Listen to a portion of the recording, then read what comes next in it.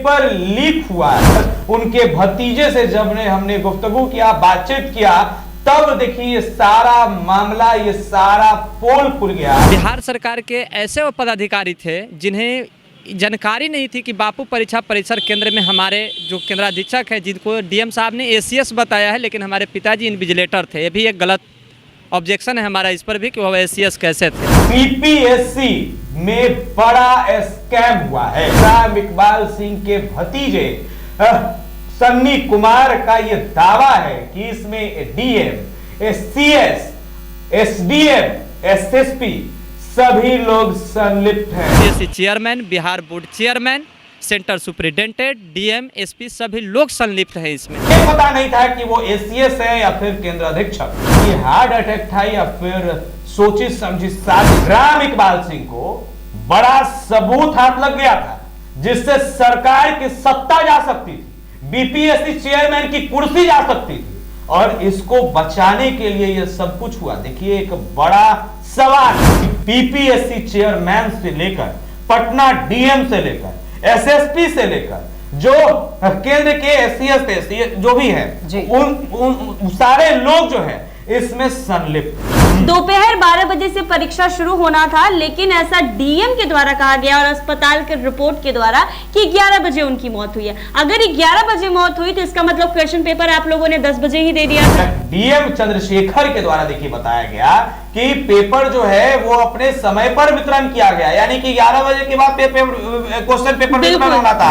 हंगामा शुरू हुआ तब हार्ट अटैक आई, तो हंगामा तो 12 बजे के बाद हुआ जब परीक्षा शुरू हो गई। परीक्षा शुरू होने के बाद क्वेश्चन पेपर भी बांट दिए गए। एक सवाल प्रत्युष इसमें ये भी उठता है कि अगर उनकी मौत हुई और वो हंगामा छात्र तो कर ही रहे थे क्योंकि क्वेश्चन पेपर लीक होने का मामला सामने आया था, लेकिन इसकी भनक क्यों नहीं लगी लोगों को जब मौत हो जाती है तब ये बातें निकलकर सामने आई? वो भी काफी देर के बाद, काफी देर के बाद। तो सवाल ये भी उठता है कि ये हल्ला क्यों नहीं हुआ कि वहां पर केंद्र अधीक्षक की हार्ट अटैक हुई है, अचानक से मौत तो नहीं हो जाती है? कुछ ऐसे देखिए कॉम्प्लिकेशन हुए होंगे और हल्ला हंगामा बाहर आया होगा। ये एक साजिशन अगर देखा जाए, सारे प्रकरण को समझा जाए, जो परिजन कह रहे हैं उस चीज को अगर सुना जाए तो निश्चित तौर पर ये एक साजिश से मर्डर है। नमस्कार, आप देख रहे हैं NBC 24 और मैं हूं आरती बाला आपके साथ। देखिए 70वीं बीपीएससी परीक्षा जो है, जिस तरह से उसमें धांधली की बातें सामने आई है और ऐसे में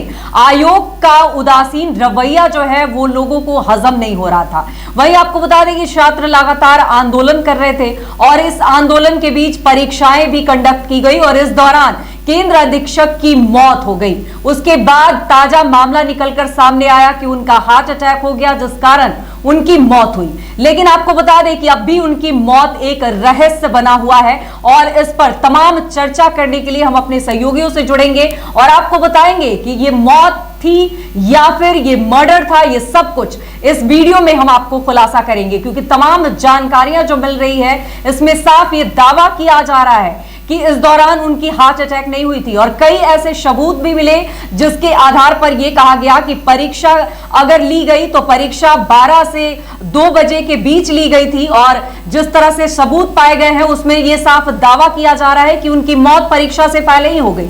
तो अब ये जटिल सवाल जो है वो अब लोगों को हजम नहीं हो रहे और इस पर लेकर तमाम चर्चा जो है आज हम करने वाले हैं और रुख करेंगे अपने सहयोगी प्रत्युष की ओर। प्रत्युष, क्या कुछ जानकारियां मिली और आपको क्या लगा कि जिस तरह से दावे किए जा रहे हैं और खास करके परिजनों को लेकर जो बातें कही जा रही है उसमें कितनी सच्चाई है और जिस तरह से उन्होंने आरोप लगाए हैं, क्या कुछ बातें हुई आपसे सीधी, आप हमारे दर्शकों को बताइए। आरती, पूरा खबर बता दें कि 13 दिसंबर को बीपीएससी प्रीलिम्स 17वीं प्रीलिम्स की परीक्षा ली गई, जहां पटना के बापू परीक्षा केंद्र पर देखिए हल्ला हंगामा हुआ।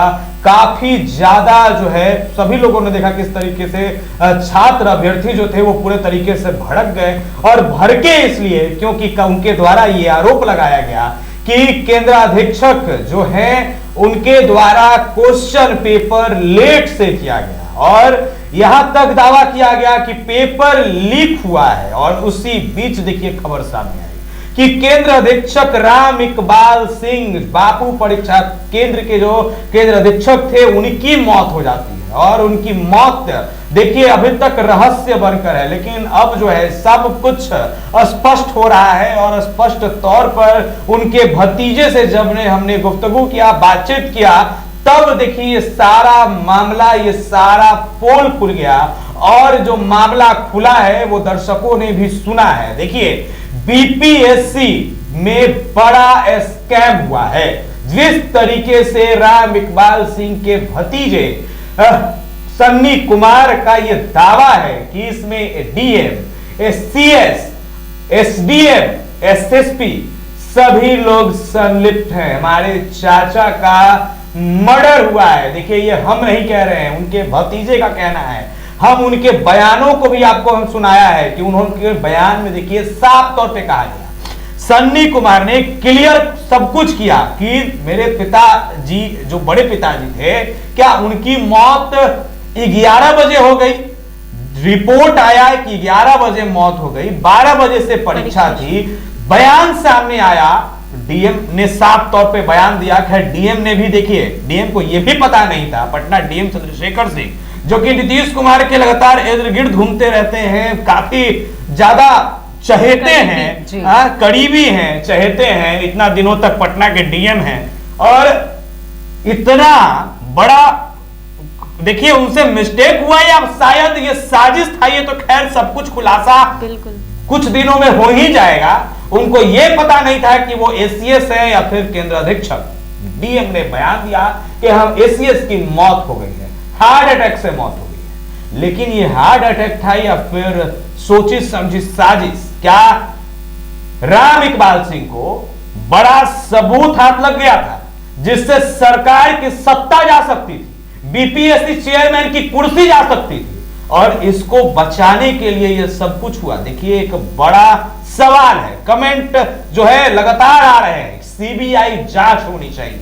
देखिए जब हमने खबर चलाई, जब सन्नी कुमार से हमने आरती बातचीत की, तो सन्नी कुमार के आंख में आंसू था और वो आंसू साफ तौर पे कह रहा था कि बीपीएससी चेयरमैन से लेकर पटना डीएम से लेकर एसएसपी से लेकर जो केंद्र के एससीएस जो भी है उन सारे लोग जो है इसमें संलिप्त है। अब बड़ा सवाल ये उठता है कि सरकार क्या कर रही है।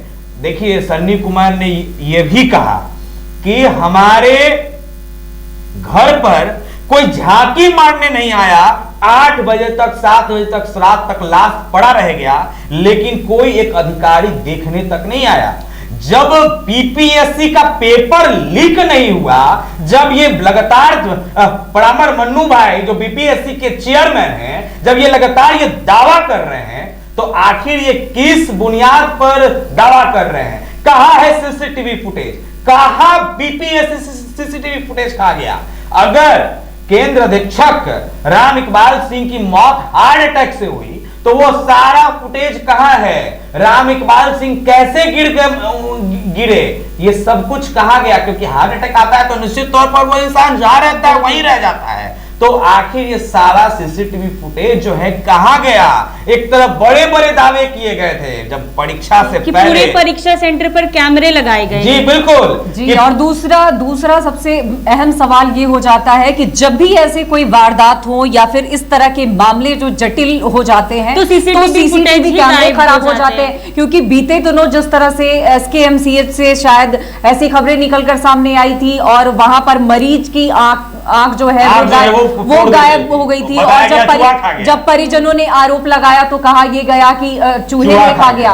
उसके बाद जब जांच पड़ताल शुरू हुई, जब लोगों ने आरोप प्रत्यारोप का दौर शुरू किया, तो उसमें यह कहा गया कि नहीं ये नर्स की गलती थी और नर्स को वहां से हटा दिया गया।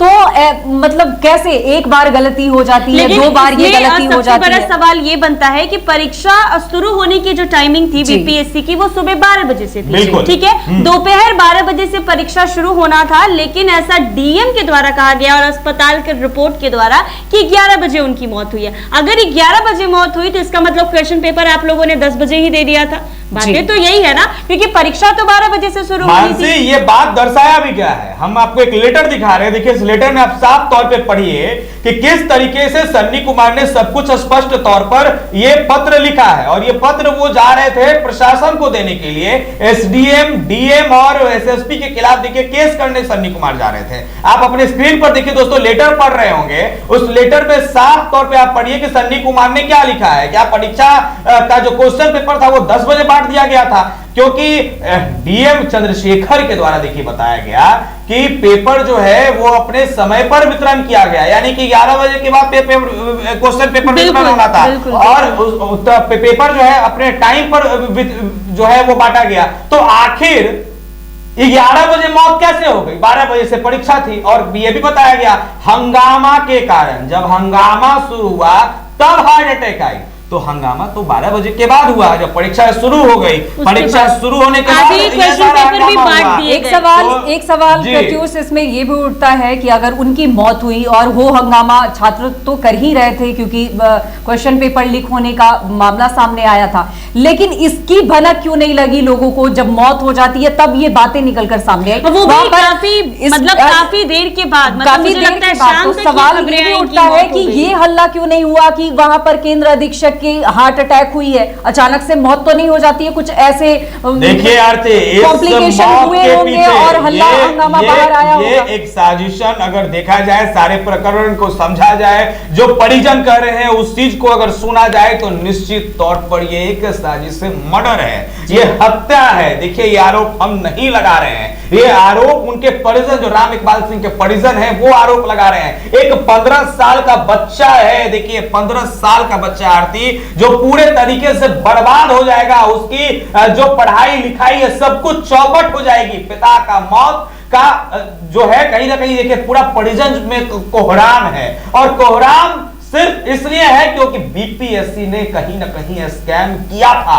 तो बीपीएससी को इस बात का डर था, चेयरमैन प्रामर मन्नू भाई फंस जाते, इस बात का डर था। और इस तमाम चीजों को देखते हुए कहीं ना कहीं देखिए, जहां तक हमें लग रहा है, जो डाउट जो है, जो सब कुछ कह रहा है, जो एविडेंस कह रहा है, इसे साफ तौर पे पता चलता है कि उनकी मर्डर हुई है, उनकी हत्या की गई है। और ये हत्या में देखिए जो भी सन्नी कुमार ने कहा है कि देखिए एक बड़ा सवाल है कि एक थाना एफआईआर नहीं लेता है, बिल्कुल, जबकि पुलिस वालों की व्यवस्था की अगर बात की जाए तो आए दिन सवाल उठे, और इतने बड़े मैटर में पुलिस वाले एफआईआर नहीं लिख रहे हैं, ये तो कितना ज्यादा सोचने का विषय है और कितनी बड़ी बात है। मतलब ये कहा जा सकता है कि सोची समझी साजिश जो है वो इस खेल में रची गई है, क्योंकि एक परीक्षा सेंटर पर बवाल होता है, अभ्यर्थी आरोप लगा देते हैं कि क्वेश्चन पेपर लीक हुआ है, बवाल होने के बाद डीएम थप्पड़ लगाते हैं, थप्पड़ लगाने के बाद फ्रस्ट्रेशन था, वो जो थप्पड़ डीएम साहब ने छात्र को जड़ा था, एक अभ्यर्थी को जड़ा था, वो फ्रस्ट्रेशन था। और वो सारा फ्रस्ट्रेशन को आप समझिए दोस्तों कि किस तरीके से साजिशें की गई, साजिश का पूरा जो स्क्रिप्ट था वो तैयार नहीं था, वो मौके पर तैयार हुआ। ये सारा स्क्रिप्ट किसी तरीके से इस व्यक्ति की मौत हो जाए, हार्ट अटैक या कोई कुछ भी नाम जो है वो दे दिया जाए। अब तो अस्पताल, जो हॉस्पिटल में उनकी जहां उनको लेकर गया वहां पर सेंट्रल हॉस्पिटल ने साफ तौर पे, जो कुमड़ार स्थित है सेंट्रल हॉस्पिटल, उसमें यह कर दिया गया कि इनकी 11 बजे मौत हो गई। और देखिए ये सारा जो है भारती मानसी, ये पूरा कहीं ना कहीं सवालों के कटघरे में है। तो जब प्रत्युष मैं आपको बोलूं कि डीएम को लेकर बड़ी बातें चल रही है, सुप्रीम कोर्ट भी कल अभ्यर्थी पहुंचे हैं, लेकिन सुप्रीम कोर्ट में सुनवाई नहीं हुई है, तो उसमें परीक्षा रद्द को लेकर तो अभ्यर्थियों की मांग थी ही, डीएम और एसएसपी पर कार्रवाई करनी है, ये भी अभ्यर्थियों के याचिका में लिखा हुआ था। हालांकि सुप्रीम कोर्ट में ये सुनवाई नहीं की गई, तो डीएम ने थप्पड़ मारा है, इस पर तो सुनवाई होनी चाहिए। मुझे ऐसा लग रहा है कि कहीं ना कहीं जो उनके परिजन है उनको इस मैटर में भी एफआईआर डीएम के ऊपर तो जरूर करना चाहिए। तो कोई एफआईआर कैसे करे? वो एफआईआर लेने को कोई तैयार नहीं है। थाना में एफआईआर करने जाते हैं तो थाना एफआईआर लेने के लिए तैयार नहीं है। अब देखिए सन्नी कुमार ने स्पष्ट तौर पे कह दिया है कि हम हाई कोर्ट से लेकर सुप्रीम कोर्ट का दरवाजा खटखटाएंगे, लेकिन न डीएम को छोड़ेंगे, न सरकार को छोड़ेंगे, न बीपीएससी के चेयरमैन को छोड़ेंगे, और इसमें जो भी लोग संलिप्त हैं एसएसपी से लेकर एसीएस तक सभी लोगों के खिलाफ हम केस करेंगे। और निश्चित तौर पर प्रत्युष, फैमिली वालों से आपकी डायरेक्ट बात हुई थी, तो क्या उन्होंने अप्रोच किया इसके रिगार्डिंग कि आप हमें सीसीटीवी फुटेज दिखा दीजिए, क्योंकि वहां पर जब धांधली हुई तो धांधली की वीडियो सामने आई। बजावता कहा है, सन्नी कुमार ने कहा कि हमने सीसीटीवी फुटेज की मांग की जी, मीडिया के द्वारा हो या फिर सामने से हो, लेकिन किसी भी तरीके का सीसीटीवी फुटेज नहीं दिया गया। तो मैं दर्शकों से मैं कहना चाहूंगी जी, ना चेयरमैन बीपीएससी के ना चेयरमैन ने अभी तक स्पष्ट तौर पर वो सारा क्या वहां वाकया हुआ था वो अभी तक क्लियर नहीं किया गया है। एक आईएएस होने के तौर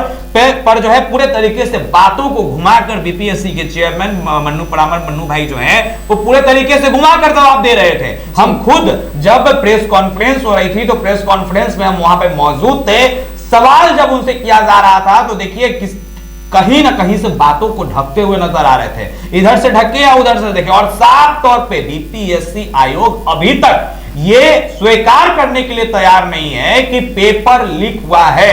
देखिए आप मानसी, पेपर अगर लीक नहीं हुआ है तो एक केंद्र अधीक्षक की हार्ट अटैक से उसी वक्त मौत कैसे हो जाती है? एक मतलब जहां बवाल हुआ वहीं पर मौत हो गई। मतलब कोई फिल्म तो चल नहीं रहा फिल्म तो चल नहीं रहा, बनी बनाई कहानी आप रख देंगे। ये स्क्रिप्ट देखिए मौके पर तैयार किया गया था, जो सब कुछ कह रहा है, जो सारा एविडेंस कह रहा है, तो जो स्क्रिप्ट है वो मौके पर तैयार किया गया, साजिशे हत्या की गई।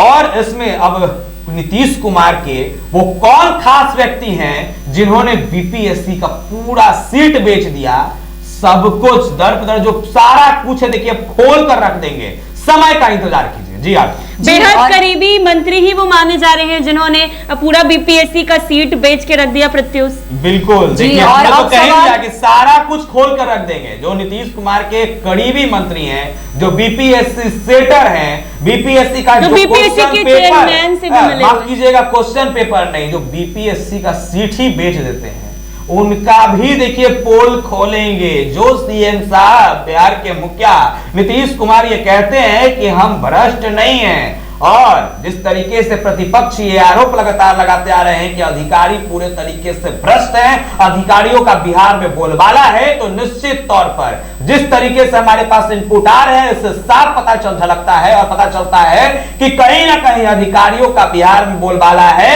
अधिकारी का सरकार सुनती है, ना कि सरकार का अधिकारी सुनते हैं। तो सारा एविडेंस देखिए, इंतजार कीजिए, सही समय का सब कुछ दिखाई जी। और आप भी समझदार हैं, क्योंकि अगर बता दें आपको कि जिस तरह से पेपर लीक के मामले जो हैं वो सामने निकल कर आए, डीएम साहब ने थप्पड़ मारी, ये भी वीडियो सामने आई, लेकिन वो वीडियो कहां गई जब ये उस जिंदगी और मौत से जूझ रहे थे, जब इन्हें हार्ट अटैक आई, अचानक से तबियत बिगड़ गई, इसके भी कहीं ना कहीं खबर बाहर आने चाहिए थे, लेकिन ऐसी कोई बात नहीं आई। और जब इतने बड़े पैमाने पर धांधली की बात निकलकर सामने आई, छात्र उग्र प्रदर्शन करने लगे, सड़कों पर निकल आए, तो सिर्फ ये बात निकलकर सामने आती है, और वो भी शाम के वक्त, कि उनकी हार्ट अटैक से मौत हो गई है।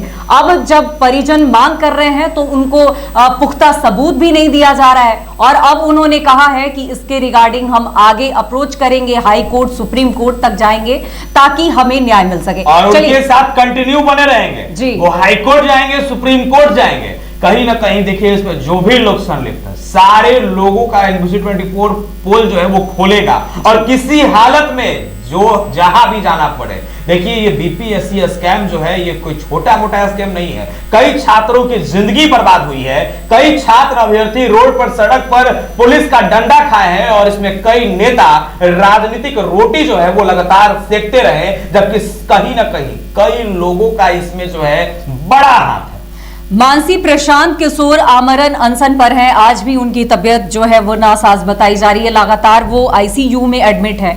और आप बताइए कि जिस तरह से लगातार वो आमरण अनशन पर हैं, परीक्षाएं कंडक्ट की गई, कहा गया कि वहां से आवाज उठी थी धांधली की, और वहां से आवाज उठी थी पेपर लीक की, तो वहां पे परीक्षाओं को रद्द किया गया और फिर से री एग्जाम कराए गए। लेकिन जो छात्र आज भी आंदोलन करके और एक उम्मीद में बैठे हैं कि आज एक बार फिर से उन्हें न्याय मिलेगा, लेकिन उनके नेतृत्वकर्ता को उठा लिया गया, उनके साथ बर्बरता की गई और इन पर वाटर कैनन का प्रयोग किया गया, सब कुछ किया गया। अब ये न्याय की राह में भटक रहे हैं, क्या लगता है आपको, इन्हें न्याय मिलेगी या फिर ये आंदोलन जो है, जिस तरह से ये सर्द रातों में इन्होंने रात गुजारी, ऐतिहासिक गांधी मैदान इसका साक्षी बना, तो क्या लगता है आपको इनके ये रात गुजारने वाली बात, इतनी लाठियां इन्होंने खाई, इन पर पानी बरसाए गए ठंड के महीने में, तो क्या लगता है ये सब कुछ बेकार जाएगा? मुझे लगता है ये बेकार जाएगा और मुझे ये भी लगता है कि इन अभ्यर्थियों को कभी न्याय नहीं मिलेगा, क्योंकि जिस तरीके से ये लगातार विरोध प्रदर्शन कर रहे हैं, ये विरोध प्रदर्शन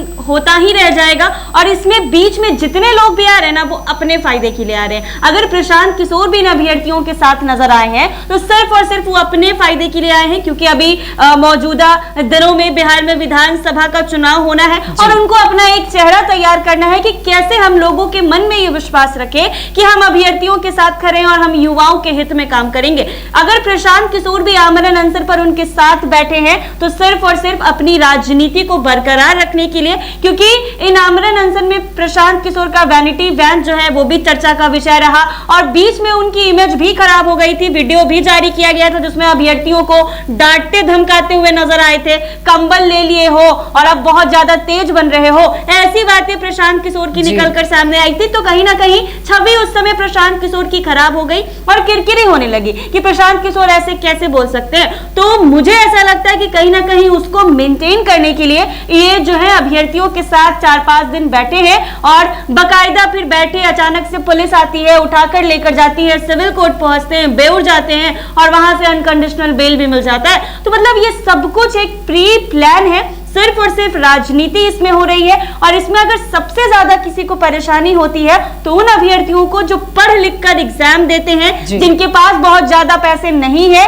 कि वो पैसे दे के सीट खरीद सके, जिनके पास बहुत ज्यादा पैसा नहीं है कि वो घूस दे के नौकरी पा सके, तो सबसे ज्यादा परेशानी उन अभ्यर्थियों को होती है। ये सच्चाई जरूर है कि आयोग से लेकर सरकार तक उन अभ्यर्थियों के साथ खिलवाड़ किया जा रहा है। पूरे तरीके से भ्रष्ट अधिकारी जो है वो पूरे तरीके से पेपर लीक करवाने में संलिप्त होते हैं। सरकार उनको कहीं ना कहीं तोप देती है, जो कहा जाता है कि सारे मैटर को दबा देना, तोप देना। तो देखिए बिहार में भी फिलहाल मौजूदा स्थिति में सब कुछ ये चल रहा है और इसका ये जो साक्ष्य है वो कहीं ना कहीं ये सन्नी कुमार के जो चाचा हैं राम इकबाल सिंह, निश्चित तौर पर ये देखिए एक बहुत बड़े सबूत बनकर उभरे हैं और इस मुद्दे को NBC 24 देखिए लगातार जो है कहीं ना कहीं आरती दिखा रहा है। दूसरा चैनल साक्ष्य तक पहुंचने में उनको कई साल, कई महीने, न जाने कितने वक्त लग जाएंगे, कोई नहीं जानता है। लेकिन हमने जो है आधा से ज्यादा देखिए आरती सबूत जो है वो इकट्ठा कर लिया है और बस कुछ दिनों का इंतजार कि BPSC चेयरमैन मन्नू परामर मन्नू भाई कहाँ उनकी बातचीत होती है, कहाँ से क्या होता है, कहाँ से सेटिंग गेटिंग होती है, देखिए सब कुछ क्लियर कर देंगे। जी, तो आपको क्या लगता है, आप कमेंट करके हमें जरूर बताइएगा। लेकिन कहीं ना कहीं दुख इस बात का जरूर है और हमने भी आवाज और हमने भी ये चर्चा आज इसलिए भी की क्योंकि ये तमाम चीजें तो हुई, लेकिन इस बीच अभ्यर्थी जो है वो काफी ज्यादा पिसते नजर आए। कभी वो राजनीति का शिकार हुए तो कभी उनके साथ बर्बरता की गई, लेकिन उनको मिला तो सिर्फ वक्त और सिर्फ उन्हें कहा गया कि अब समय आ गया है, अब ऐसा कुछ होगा, लेकिन उन्हें न्याय मिलता नजर नहीं आ रहा है। तो फिलहाल आपको बता दें, प्रशांत किशोर हो, पप्पू यादव हो या कोई भी हो, आखिर उन्होंने न्याय नहीं दिलवाई और आखिरकार ये आंदोलन अब खत्म होने की कगार पर है अगर कहा जाए तो फिलहाल आपको बता दें कि जिस तरह से केंद्र अधीक्षक की मौत हुई उस पर भी अब कई सवाल उठ रहे हैं कि क्या उस समय सच में CCTV कैमरे खराब हो गए थे? अगर खराब हो गए थे तो जो डेटाबेस आया उसमें इतनी बड़ी खामियां कैसे हो गई? तो फिलहाल अब भी ये रहस्य बना हुआ है। हमारे सहयोगी प्रत्यूष उन पीड़ित परिजनों से उन्होंने मुलाकात की और तमाम चीजों को जाना जो कि हमने आपके सामने रखी है। और हालांकि बिना साक्ष्य के हम किसी मुद्दों को उठाते भी नहीं है, तो अगर आपको साक्ष्य की जरूरत हो तो हमने वो वीडियो भी चलाया है जिसमें तमाम वो बाइट है उस परिजनों के जो चीख चीख कर अपने न्याय की गुहार लगाती हुई नजर आ रही है। और टीवी स्क्रीन पर आपने देखा होगा वो लेटर भी जारी किया गया है, वो तमाम सबूत जो है वो भी हमने आपको दिखाया है कि किस तरह उसमें गलत डेटाबेस जो है वो जारी किए गए हैं और अब भी परिजन न्याय की गुहार लगा रहे हैं। हालांकि ये पीड़ित परिजनों को कब तक न्याय मिलता है ये देखने वाली बात होगी, लेकिन फिलहाल जिस तरह से बीपीएससी का राष्ट्रीय नहीं अंतर्राष्ट्रीय लेवल पर किरकिरी हुई है, ऐसे में सीएम नीतीश कुमार से भी दरख्वास्त है कि वो अपनी चुप्पी तोड़े, आयोग को कोई सही डिसीजन लेने को कहे ताकि इन अभ्यर्थियों की जो नाराजगी है वो दूर हो सके और एक निष्पक्ष तरीके से परीक्षाएं फिर से ली जा सके। तो फिलहाल बहुत बहुत शुक्रिया हमसे जुड़ने के लिए। तो तमाम ऐसी बहस पे हम यूं ही चर्चा करते रहेंगे। आप जुड़े रहे NBC 24 पर।